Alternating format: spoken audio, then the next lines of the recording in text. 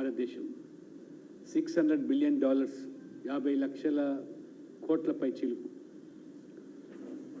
వారు కూడా ఇద్దరం కూడా చాలా స్పష్టంగా ఒక ప్రతిపక్ష పార్టీకి సంబంధించిన వ్యక్తిని చైర్మన్గా కొనసాగించడం, ప్రభుత్వ ఖర్చులు పరిశీలించడానికి ఇద్దరం కూడా మాకు వచ్చినటువంటి అవకాశంలో చాలా స్పష్టంగా ప్రజల సమస్యలు వచ్చినప్పుడు, దేశం అనే విషయం వచ్చినప్పుడు పార్టీలను పక్కన పెట్టి దేశం కోసం అందరం కలిసి పని చేస్తామని ఒక స్పష్టమైన మెసేజ్ అక్కడ ఇవ్వడం జరిగింది. అందరూ కూడా ఆశ్చర్యపడ్డారు. పార్లమెంటులో అనేక అంశాల మీద ఒకరికొకరు వాదోపవాదాలు చేసుకుంటున్నప్పటికీ, ఐడియాలజికల్ పొలిటికల్ డిఫరెన్స్ ఉన్నప్పటికీ, when it comes to the nation we are all one అనేటువంటి మెసేజ్ చాలా స్పష్టంగా అక్కడ ఇవ్వడం జరిగింది. అందరికీ కూడా ధన్యవాదాలు. ఈరోజు ముఖ్యంగా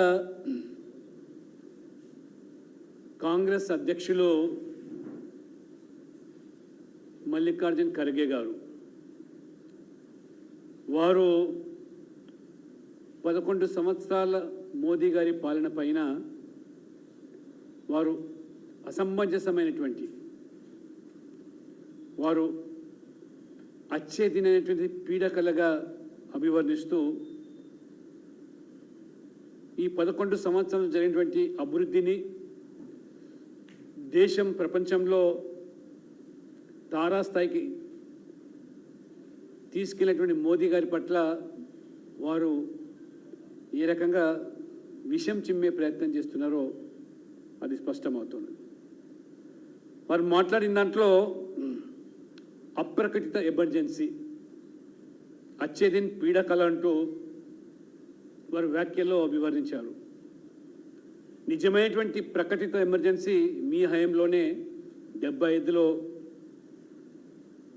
మీరు విధించినటువంటి ఎమర్జెన్సీ విషయాన్ని మర్చిపోయి ఆ రోజు మీడియా నిషేధము, ఏ రకంగా ప్రజాస్వామ్యాన్ని, అధికారాన్ని కొనసాగించడానికి ఒక కుటుంబం, ఒక వ్యక్తి ఏ రకంగా చివరికి న్యాయ వ్యవస్థను కూడా కాల్దాసిన ఉదంతాలను మర్చిపోయి ఇవాళ మల్లికార్జున్ ఖర్గే గారు మాట్లాడుతున్నారు.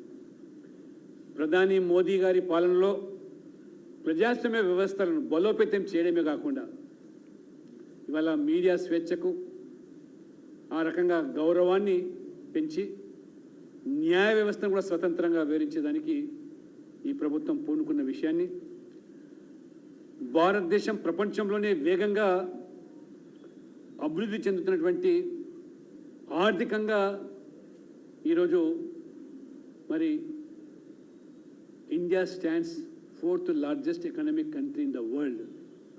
మీ హయాంలో 10వ స్థానంలో ఉన్నటువంటి ఆర్థికంగా ఉన్న దేశాన్ని ఇవాళ అనేకమైనటువంటి అవరోధాలు, ఇబ్బందులు, ఇక్కట్లు,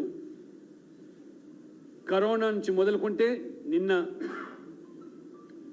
మిషన్ సింధూర్ పేరు మీద సింధూర్ ఆపరేషన్ అయితే జరిగిందో, ఆర్థికంగా ఒడిదొడుకులు ఉన్నప్పటికీ కూడా we could able to stand 4th largest country in the world ఎకనామికల్గా.